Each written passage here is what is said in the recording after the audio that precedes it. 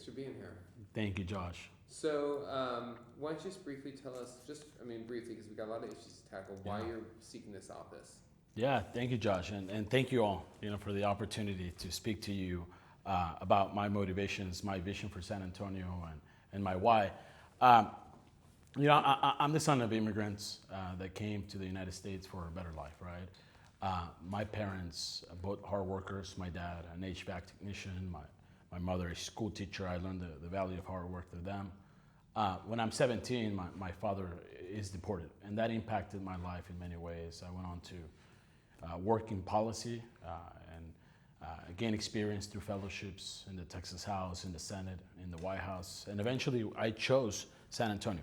I moved to San Antonio. I chose San Antonio to start my life. After college, this is the city I chose. You moved here from where? From Austin. Oh. But I'm from the Rio Grande Valley. You're from Mission. I'm from Mission. Yeah. You grew up in Mission, moved to Austin, came here. Yeah. And when I chose San Antonio, I chose the city because of what it represents. Its identity, its heritage, its culture is something that I celebrate. And being a South Texan, it gave me a lot of joy. And for over a decade, I've been in this city. And I started my company here in San Antonio. My go-to market product was the 311 San Antonio mobile platform to report issues that you see in your community.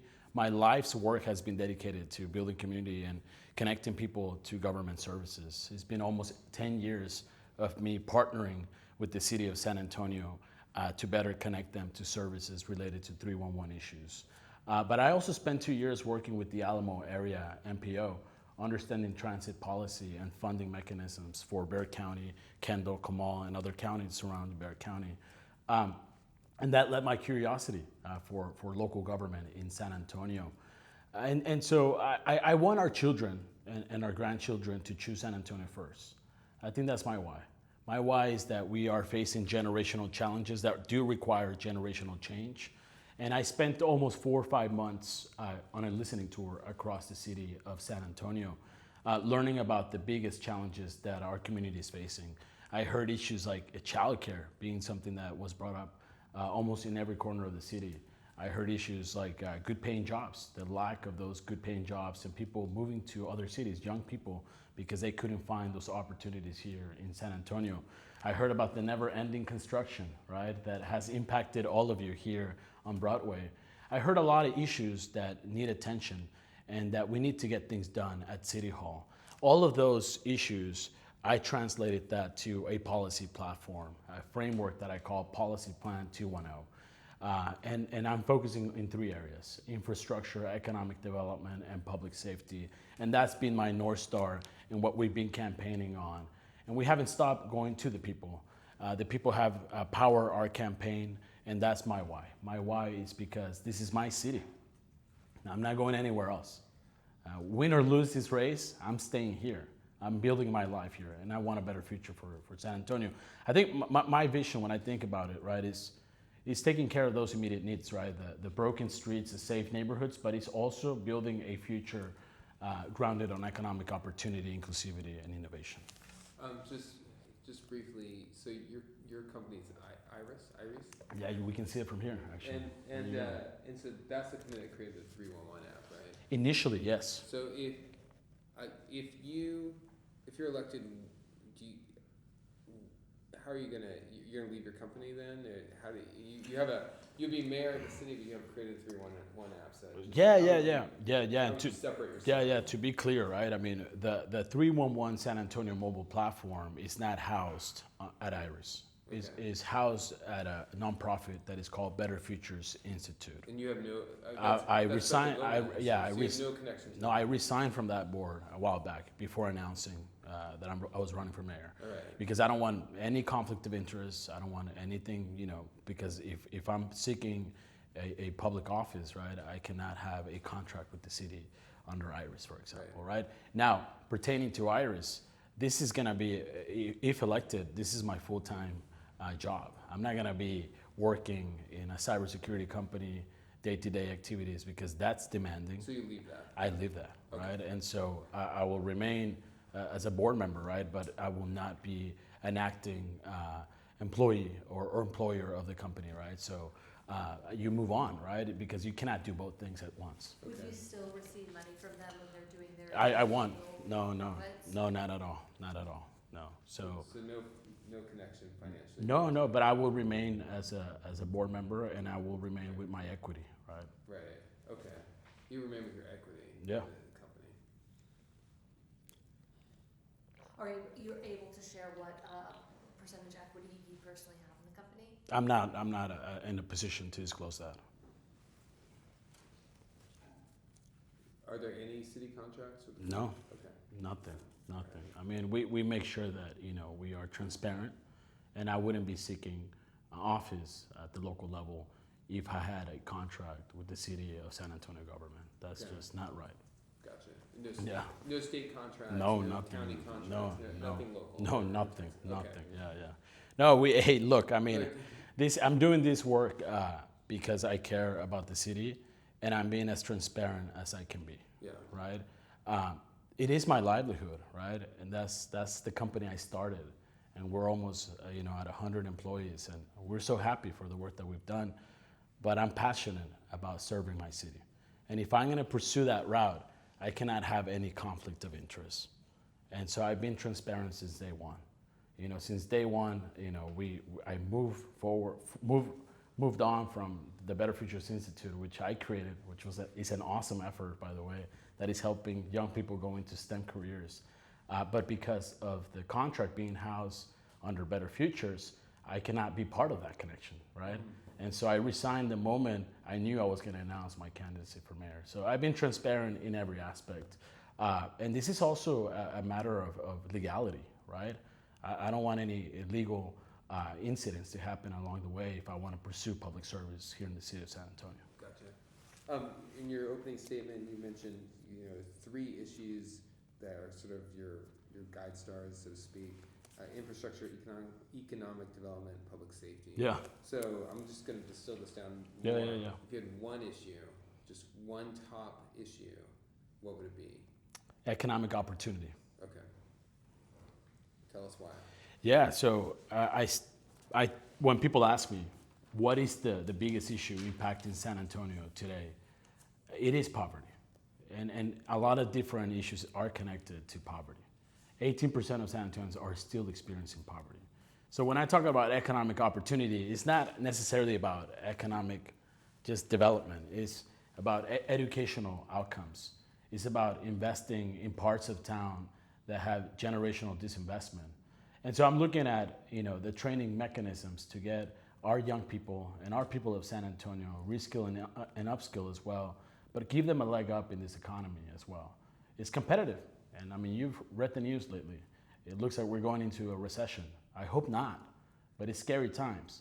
And it's also scary times for some people that might not have the educational attainment or the credentials, certifications, degrees to compete in this modern economy.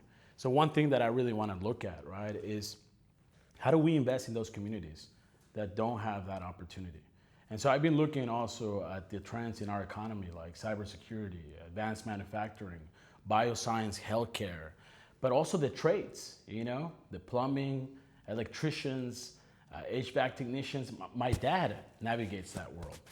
And I want to rescue that feeling as well for our young people. And so investing and working along ISDs and Alamo colleges and UTSA to make sure that we invest in our youth in San Antonio today. It's important. The jobs are there. I am hiring people in cybersecurity. There's jobs lined up in healthcare as well, aerospace and advanced manufacturing. The challenge is that the workforce is not there. According to Greater SATX, there's going to be about 100,000 jobs coming into cybersecurity in the next 5 years alone in San Antonio.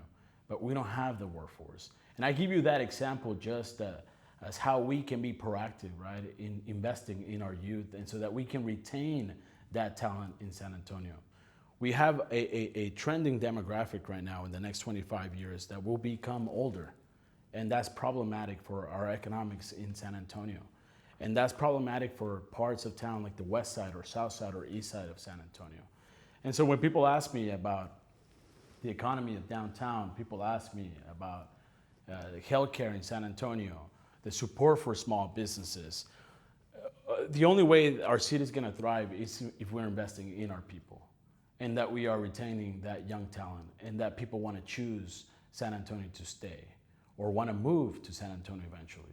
And so I think of economic opportunity as a connection between training for the jobs that are available or coming, educational attainment, but also the generational disinvestment to parts of town that have not given a leg up in this economy. Would you then, if you're elected mayor, would you then continue to support Ready to Work? Or so, should Ready, I guess the question is, should Ready to Work continue? If it should continue, should it stay the same or does it need to change? Yeah, so if it doesn't need to continue, why? Yeah, I think Ready to Work has good intentions in terms of the vision for it, right? But I think the program also has its flaws. And there's areas that I want to continue with Ready to Work SA. But I'm looking at, for example, how can we invest in childcare professionals in San Antonio? One thing that I'm focusing on with my economic plan is childcare. We heard about that across the city, right? Childcare is getting expensive. We cannot afford childcare. A lot of it has to do also with the services, right? In terms of the providers that offer childcare services. They cannot afford to have employees in childcare because it's too expensive, number one, or because the training or the skills are not there. So one thing that we want to do is train more childcare professionals and create an apprentice model where people can go into 1 year of working with these childcare professionals or services and actually subsidize the cost for the first year for the mom and pop shops that are providing the childcare services. That's one way that I want to leverage the existing funds that are going to be available for Ready to Work SA in the next 6-8 months. That doesn't mean that I'm fully supportive of the entire scope of Ready to Work SA, because I believe that if we are going to be training for the jobs that are available in the market, we should also consult the employers and understand what are the trends in the economy. And I spoke about them briefly right now already. And I think those are the jobs that we need to be training for. And I don't think Ready to Work SA has really directed the training for the needs that we see in the market in San Antonio. And so when you have a scope that is too large and not narrow enough or focused in several or a few industries, it becomes very problematic or complex for that program to succeed. I want to keep it simple, and I want to target 1, 2, 3 industries. But immediately, I think that we can use funds from Ready to Work SA to train childcare professionals. And that's something that we should look at and that we should expand. And I think that's going to give people a leg up in this economy as well, because young families are struggling right now. And childcare is an act of support for our community in San Antonio. Would you also, related, would you support continuing pre-K for SA? Absolutely, and expand childcare services under pre-K for SA, yes.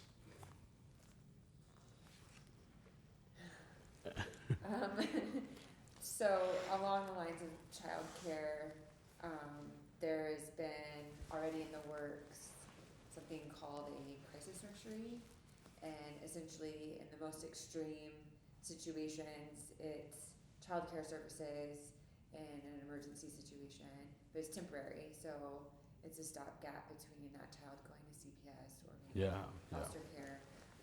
It's already in the works on the council. There's I forget the CCR for the crisis nursery. It was written in 2023, but there's been progress this year to see that actually come to fruition.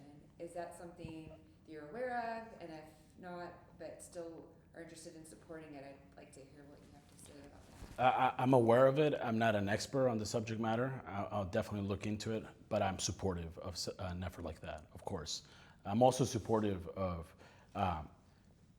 disconnected youth, helping the disconnected youth of San Antonio.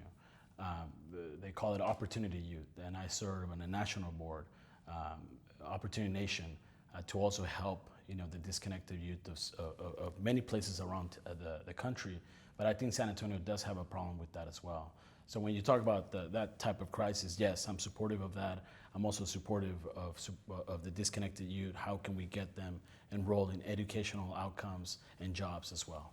When you say disconnected youth, what does that mean? Ages between 16 and 25 that are not working or studying, that become a vulnerable population to going unhoused, for example, or drug addiction, or hanging out with the wrong crowd, right? And we need to target that, right, here in San Antonio. I'm very passionate about it, right? I've had family members that have been disconnected youth in terms of not working, not studying, and they tend to get in trouble, right? And so how can we get them off the streets? How can we rehab some of them that are going through hard times? And this is a serious issue, not just in San Antonio, across the country. And also, let's look at after-school programs, right? I mean, I talk about childcare, but let's look at after-school programs. A lot of children don't have that after-school care. I was part of it, right? When my dad was deported to Mexico, my mom spent time at work, and I had to get rushed to home and help my siblings, my younger siblings, my sister being 5 at the time, and my brother being 10 at the time, and I was about 15, 16, and taking care of them, for at least 2-3 hours before my mom got there. But not every family has that support system, right, in San Antonio. So also looking at after-school care is something that I'm looking closely with my Plan 2.0. So childcare, after-school care, and looking at some of the facilities that exist here in town.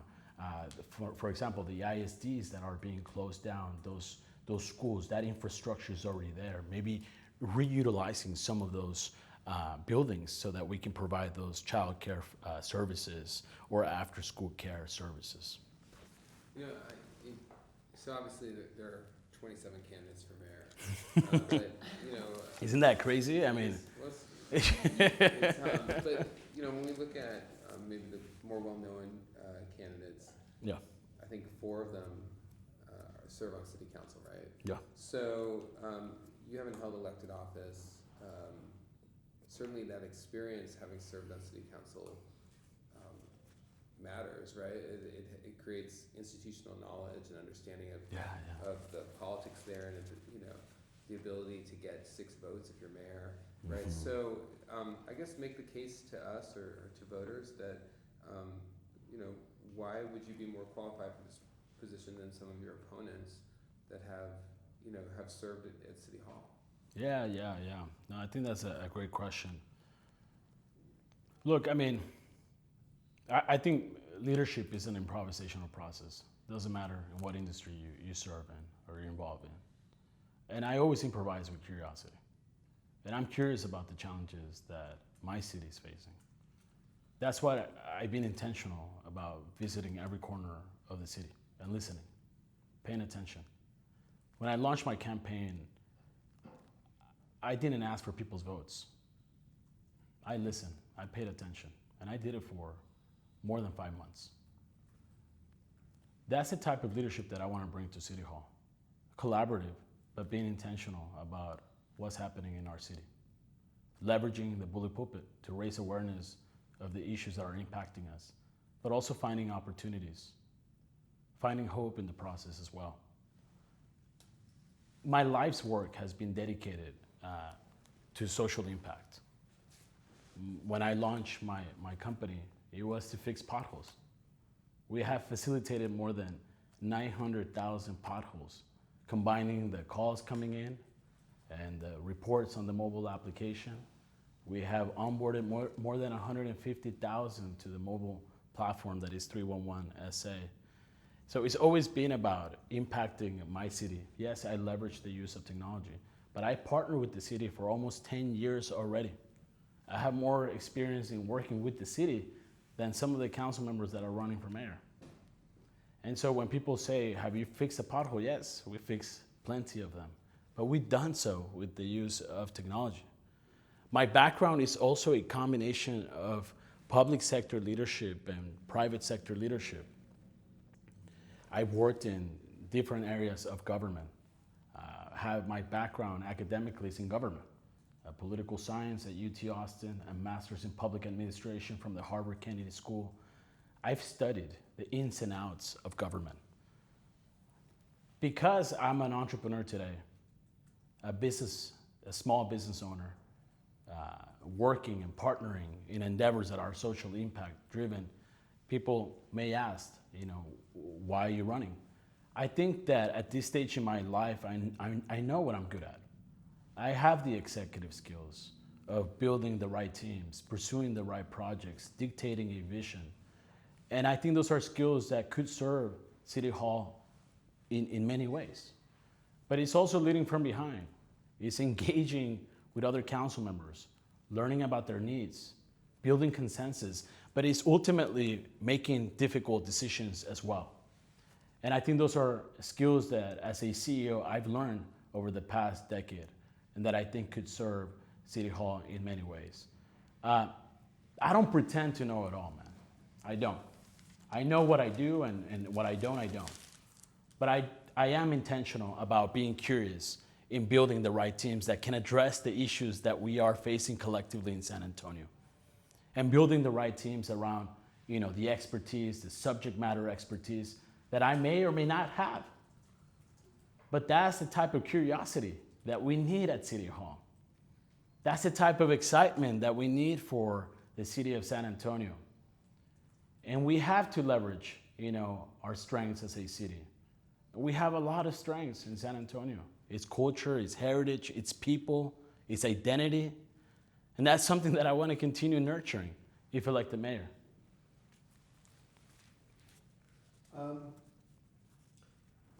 The mayor has to sit on the two utilities boards, Yeah. the CPS board and SAWS as an ex officio member. Starting with SAWS, do you think the city and SAWS, individually and collectively, are doing enough, more than enough, or not enough to protect the city's water quality, not just the supply, but the quality? And in particular, what do you think about the permit application, what's going on in Guadalupe Ranch? Yeah. Seeking a permit to discharge wastewater from a 3,000 home community into the village. Absolutely. So look, I think CPS and SAWS. We'll start with just the SAWS thing. Yeah. So I think SAWS, we have good utilities in San Antonio. They are ran in a way that have been efficient historically, but that doesn't mean that we should not hold them accountable. And the mayor does have the responsibility to hold them accountable, to bring issues to the table.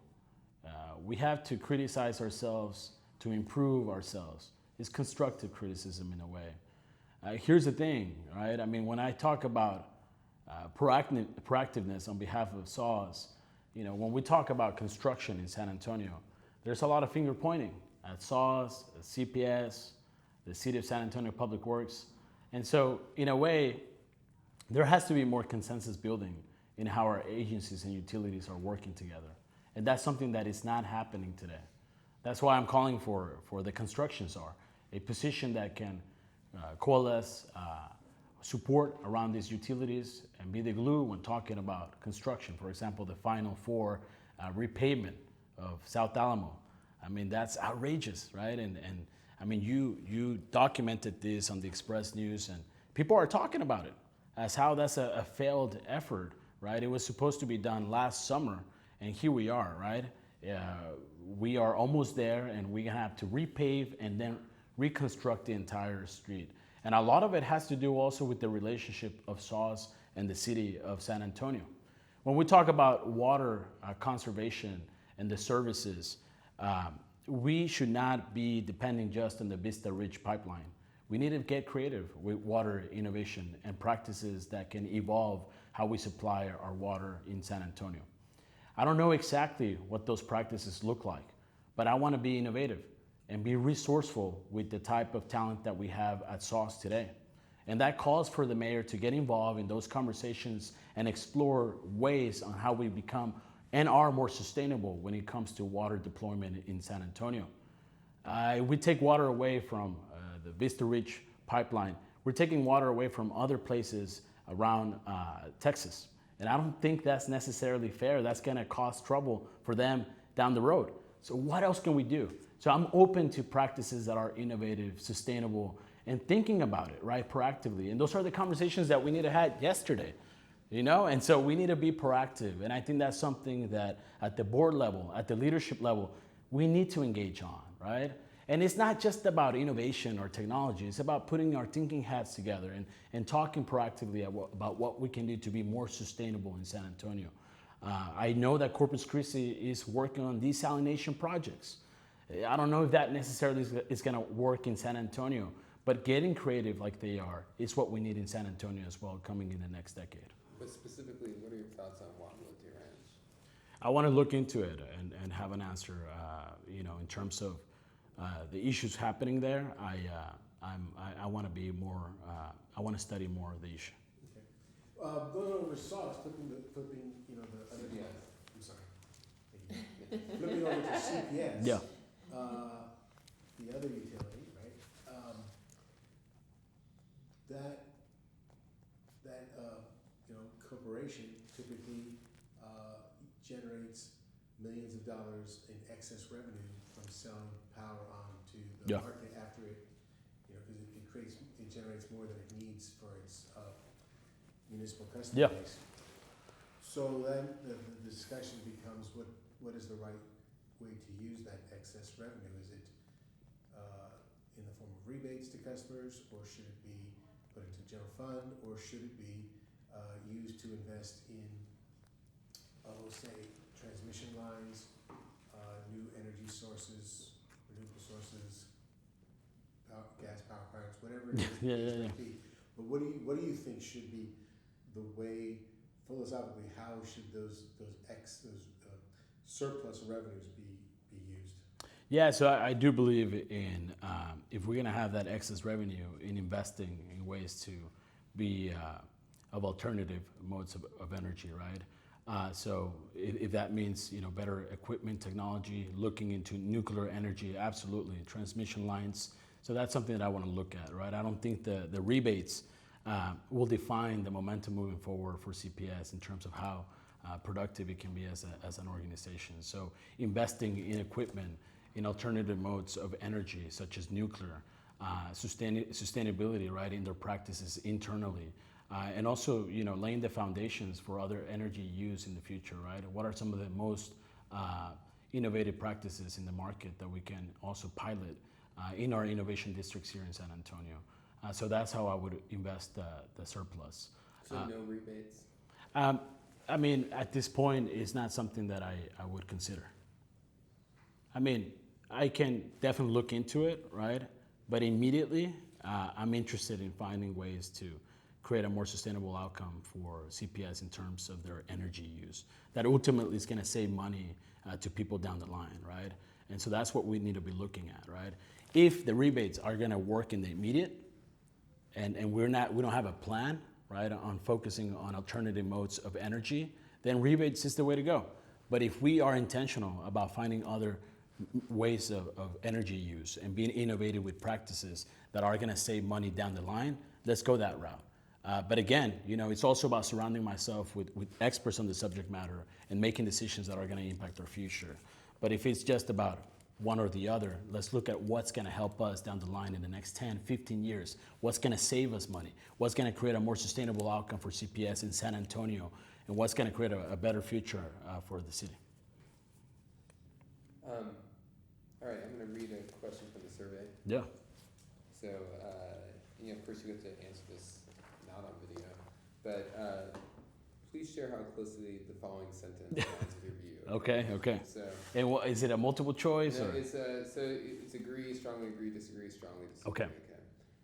In light of Texas's near total abortion ban, the city should fund, either directly or through a nonprofit, out-of-state travel for abortions.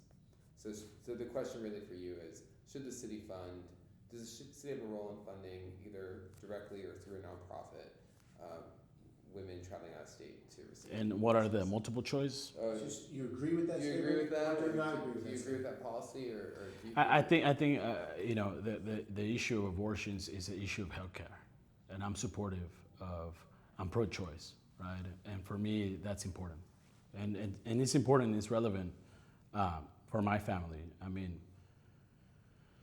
during Anna's pregnancy, right, we talked about this, like, what are some of the outcomes in terms of whatever could happen, you know, with her health?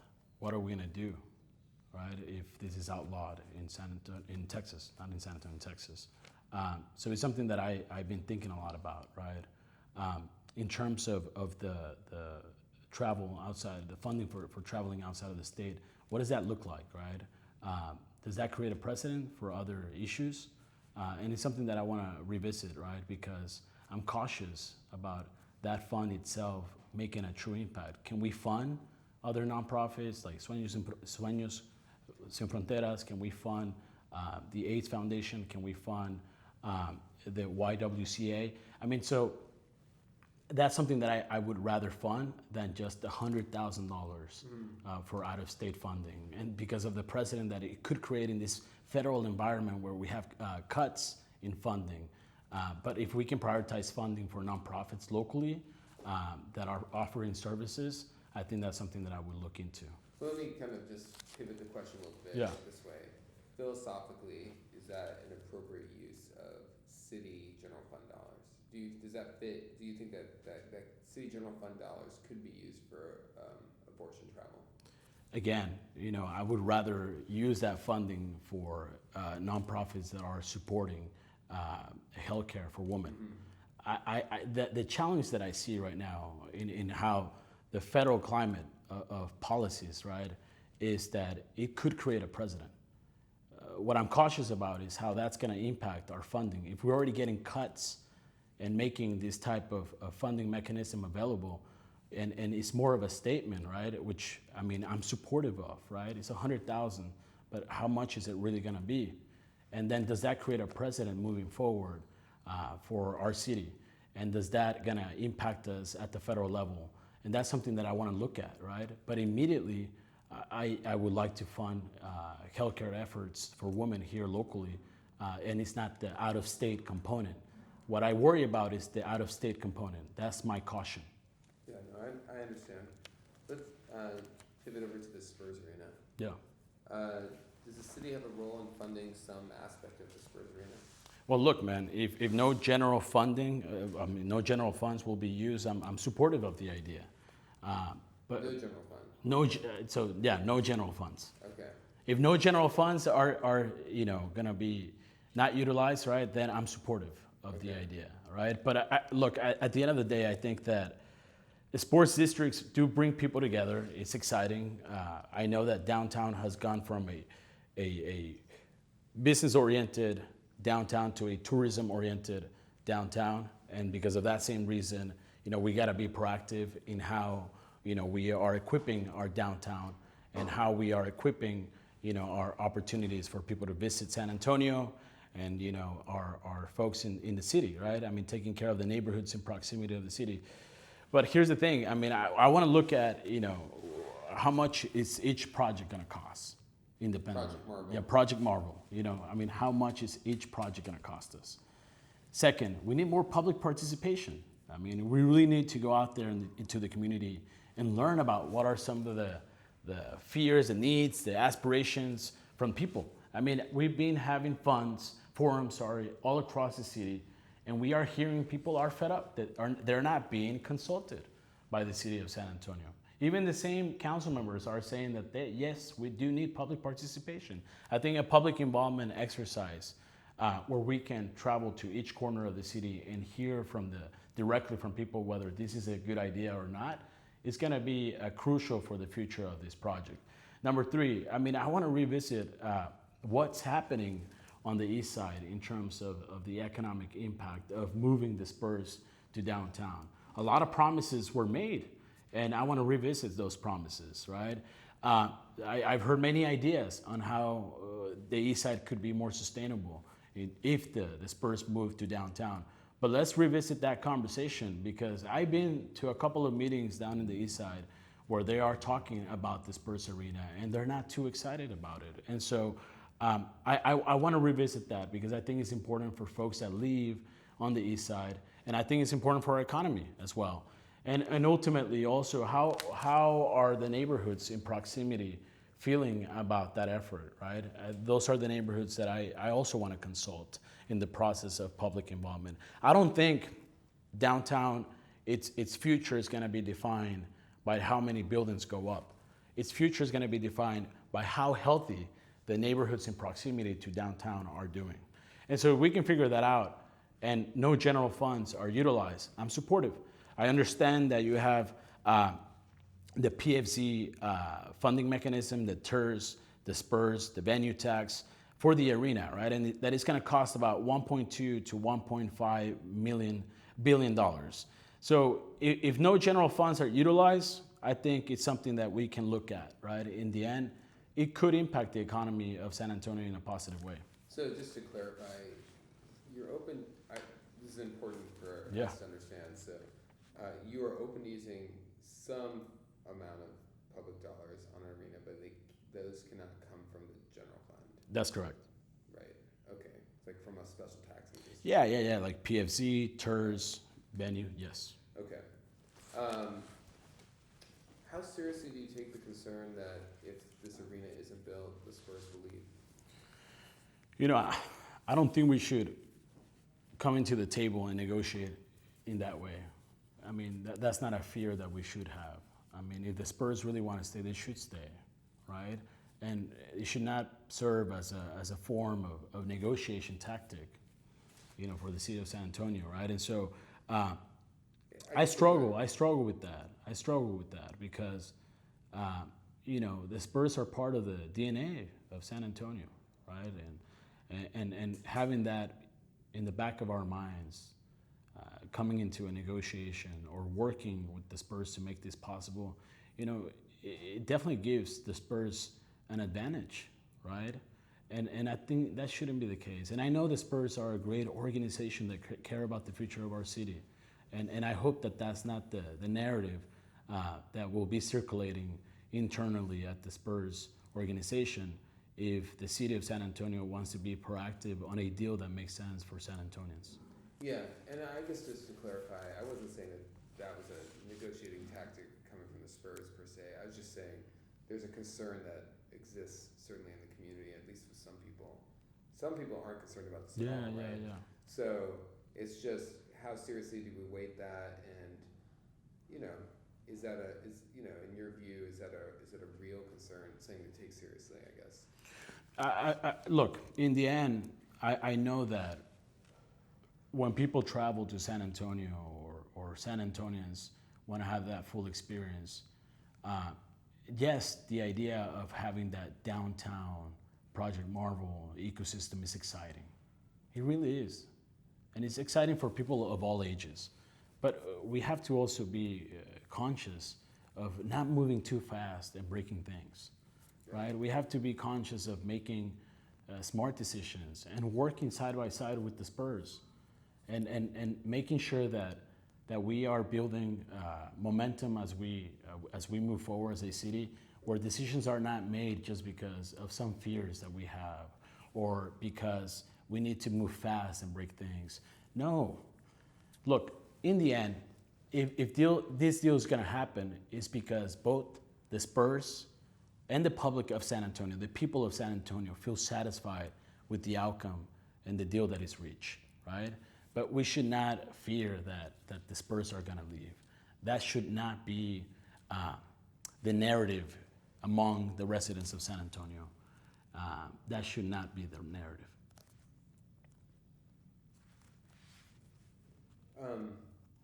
Do you think, you know, obviously Trump administration is very aggressive about immigration. Do you think the city, should the city cooperate more with the Trump administration on immigration? When we talk about immigration, it's personal to me, right? I mean, the crazy thing, right, is that I'm running for mayor. And running for office when the deportation issue is so mainstream it's tough, right? Because that's something that I have to talk about every time. And I got to talk about my personal story as well, right? And I think that's the responsibility of the mayor, to leverage the bully pulpit to tell the story of their city, right? And there's a lot of folks in San Antonio that are living in the shadows right now because of this issue. And it's impacting the economy of San Antonio. I was recently in a roundtable with construction companies, head of construction companies. And some of them were telling me how the workforce is an issue and how this immigration issue is impacting their business. And some of them were forward with me about where they stand politically, and they are conservative, and telling me that they struggle, with this issue of deportation. And when you ask me about the role of the mayor working directly with the president or the executive office or the federal government on the issue of immigration, as mayor, I'm not gonna get in the way or obstruct justice at the federal level. But that doesn't mean that I need to be collaborating with the federal government or using city resources, economic resources, public safety resources to be collaborating with the federal government. Okay. We haven't spoken about public safety. Yeah. How big of an issue is crime in our community? Yeah. And then also in the past, there's been discussions about capping public safety spending at 2/3 of the general fund. That'd be police and fire, and I guess EMS. Yeah. Do you support that cap? So Yeah. first, your thoughts. So first, your thoughts on the crime issue overall. Yeah. Then the cap. Yeah, and just I just want to go back a little bit to immigration. It's for me such a intense issue right now happening at the federal level. One thing that we do have to do as a city, and the mayor can actually work with congressional leaders, is to raise awareness, right, about the lack of immigration policies or sound policies that are impacting our city, right? Where you have almost more than 10 million people across the country that don't have their documents in order because of how complex the system is. It took my dad more than 12 years to come back to the United States. And my fear is that you still have a lot of people in the United States that will never get their paperwork in order because of how complex and the failure of our system. And these are people that are contributing to our economy, that are contributing to the American dream, that are contributing to our ecosystem and our culture.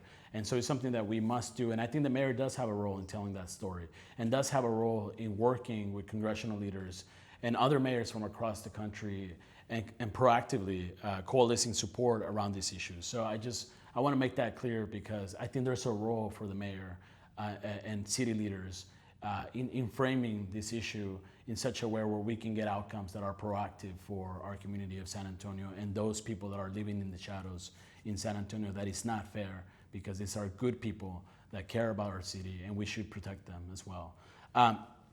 The issue of public safety, right?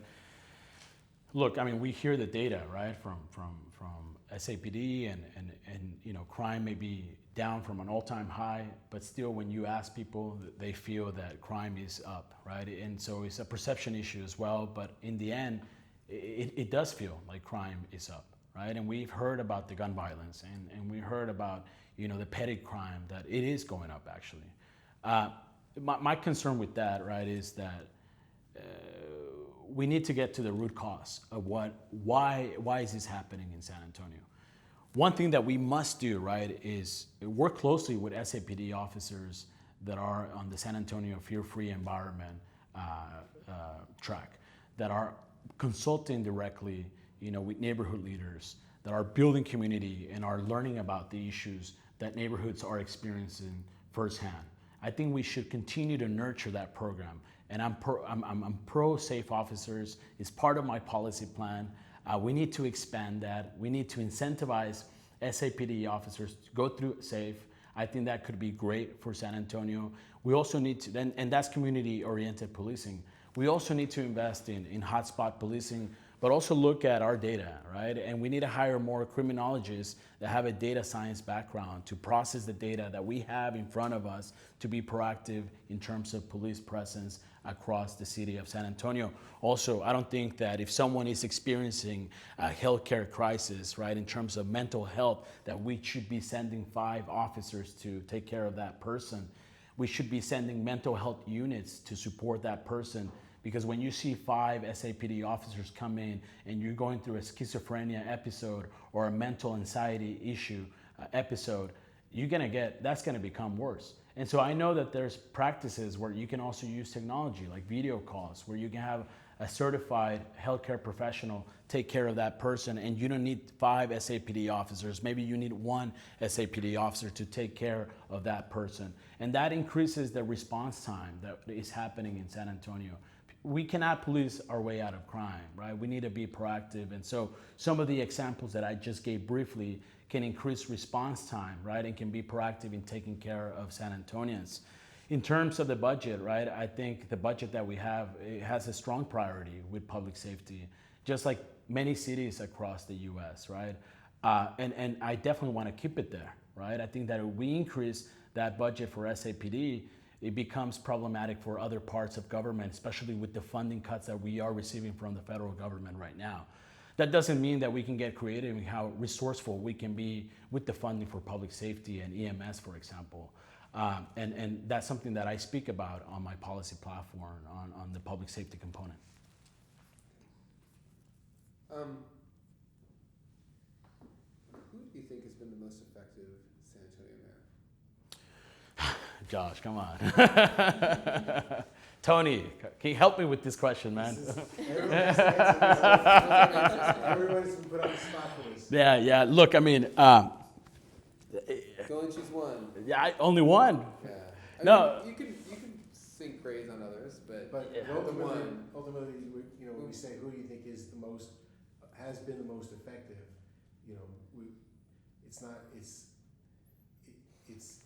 it's asking which one did the most in their time, with the time they had and the resources they had, in a way that Yeah. maybe you appreciate. and, Yeah. and that had a lasting effect. Yeah, I think, I work closely with Henry Cisneros. He's been a mentor of mine, and I think he was a transformational mayor, someone that I look up to. But I think also folks like mayors like Phil Harberger were very efficient with their time, very efficient. Got a lot of things done because he was able to gain support from council, listen to people, listen to other council members, but be proactive on getting things done. And of course, Nelson Wolf, he endorsed me in this race. But I would say, as county judge, he was very effective as mayor as well. But I think his time as county judge was crucial for the city in terms of the changes that the county was going through, and of course, the city of San Antonio feeling that from the decisions that he made at the county level that were proactive for residents of San Antonio as well. Okay. So I'm hearing. That's a tough question. Come on, Tony. So I'm hearing Henry is the one, transformational. Lots of praise for Phil and for Nelson. I think evenly split. Evenly split. You have to choose one. Josh, It's on the survey. where's that? I haven't seen the rule book. Come on. You can't. You got to choose one when you write it down. So otherwise, because the readers are not. So anyway. There's no all of the above. No babies. Yeah. So any other questions? No, I think we covered the big things. Is you can see the first question on there. Talks about public safety. Well, I guess there's one thing that I haven't heard today. We kind of mentioned poverty, but Yeah. and economic opportunity. But what do you make of what the city has done or failed to do in terms of affordable housing policy Yeah, that's a big one. and programs? Not just Yeah, so I was very disappointed with the vote that was taken in council against the Vista Park project on the north side of San Antonio, that affordable housing project. That was disappointing, and it had a childcare component as well. Look, I'm supportive of SHIP, and I want to make sure that we continue nurturing that housing policy and effort for San Antonio. But I think there's something to be said also about the mayor spending time in neighborhoods and talking about why affordable housing matters to San Antonians. I understand, there's a certain degree of NIMBYism happening across the city, and it's okay, right? I mean, we're always going to have different views on the policies and the issues, and there's always going to be pushback. But it goes back to what I mentioned in terms of curiosity. It goes back to having that degree of curiosity to learn about what are the challenges or why are they against housing or public housing in this example, right? In this scenario. And I think it's the role of the mayor to go out there directly and engage with the neighbors and talk about why it matters and build that consensus and receive that pushback, of course, Tony, right? But in the end, we need more affordable housing in San Antonio. And we need to get creative in how we're gonna implement that in San Antonio. When we talk about Project Marvel, I spoke about, the different scenarios and what I'm looking at, right? Another one is the housing component. A lot of folks that are gonna be servicing the arena and all the venues, the bars and restaurants, this is the service industry. Where are they gonna live? They're gonna have to drive from the outskirts of the city and then park and pay for parking, and their quality of life is gonna be obstructed as well and challenged. So I also think about public housing, affordable housing in downtown San Antonio. What does that look like, right?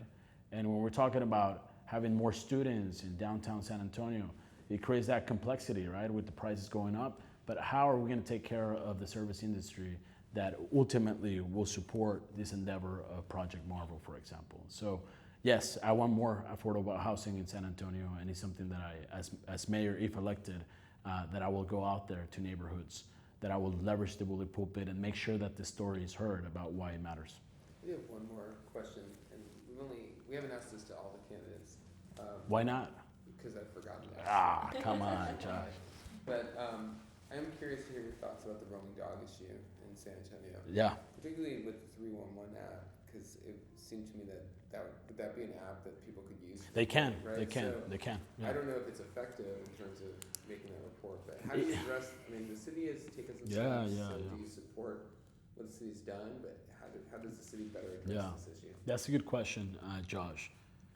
Back in 2019, we saw a lot of data on stray animals and aggressive animals coming from the 311 app on the west side of San Antonio. We flagged it to the city, but it got me thinking about why that was happening. The crazy thing is that at the time we had an employee, her name is Pooja, and she was working with us on this project on the 311 app. Fast forward, her fiance, Trevor Nahida, Trevor's father was murdered by dogs, stray dogs on the west side of San Antonio. It's a crazy story, but it happened. And we saw the data. We knew it was happening. The city saw that as well. The city needs to be more proactive, right? It's a sad story, but it's a wake-up call into what's really happening in San Antonio. And I work very closely with animal advocates to develop my animal care services plan. Again, on the website, 8 pages long. And I'm calling for more education on dog ownership and pet ownership in general. I'm calling for expanding ACS, hiring more professionals. I'm calling for spay and neuter services and supporting the vets that want to go into practice, or maybe they are students at the university healthcare system and they want to train with this type of environments. We have to be resourceful. We have to be proactive. The issue of animal advocacy is also a strong one in San Antonio. You have a lot of animal advocates that understand and agree that aggressive animals are out there roaming. And there's roaming pets and stray animals, right? I learned the difference as well. And then you have, trust me, the animal advocates, they know their stuff and they'll hold you accountable. And of course you have an aggressive animal, but it also all comes back to pet ownership, responsible pet ownership, right? And I think we definitely need to be, as a city government, we have to be more proactive in how we cite, how we put pressure and even punish those pet owners that are not responsible, right? And so that's something that I'm looking at. That's something that I put out there on my policy plan. And it's a very complete policy that I think both animal advocates will agree with because it was powered by them. They educated me on the subject matter, but also those that have been impacted or affected by an aggressive animal, would agree on the measures that we need to take as a city. All right, we're gonna wrap there.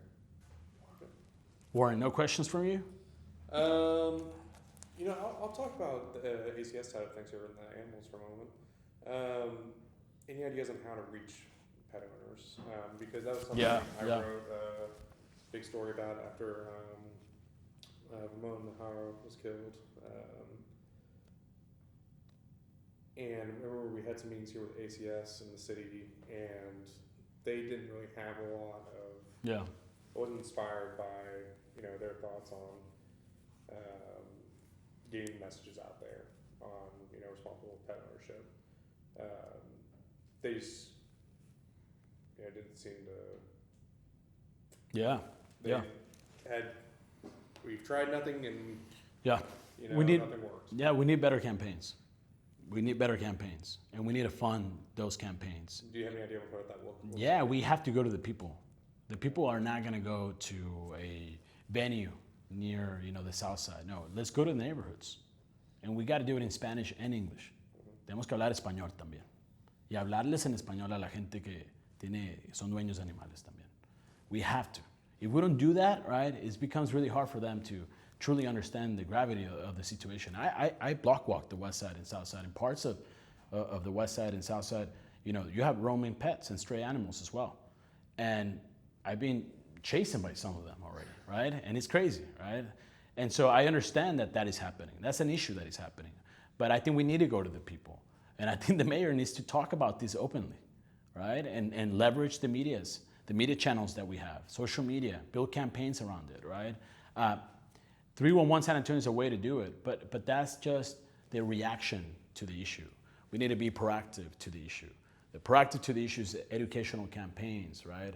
It's expanding ACS and understanding how ACS is working internally. Maybe even conducting an audit on how we can be more proactive.